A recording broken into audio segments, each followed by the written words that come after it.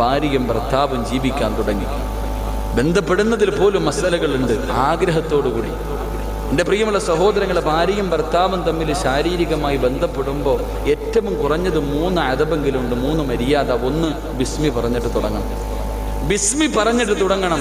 ഭക്ഷണം കഴിക്കുന്ന സമയത്ത് ബിസ്മി പറഞ്ഞില്ലെങ്കിൽ ശൈത്താനും മക്കളും കൂടെ കയറിയിരുന്ന് തിന്നൂന്ന.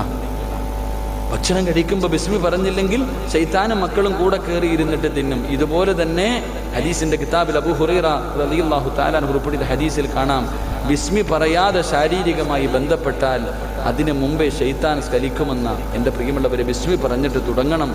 അള്ളാന്റെ റസൂല് പഠിപ്പിച്ച ഒരു ദുആ ഉണ്ട്, ഒരു വരിയേ ഉള്ളൂ. ആ ദുആ നീ പറയണം. 3, ഭാര്യയുടെയും ഭർത്താവിൻ്റെയും ഔറത്ത് പരസ്പരം കാണാൻ പാടില്ലെന്ന് നബിയുനാ റസൂലുള്ളാഹി. ഭാര്യയുടെയും ഭർത്താവിൻ്റെയും ഔറത്തുകൾ ബന്ധപ്പെടുന്ന സമയത്ത് കാണാൻ പാടില്ല. അള്ളാഹു നമുക്ക് ഈമാൻ നൽകി അനുഗ്രഹിക്കുമാറാകട്ടെ.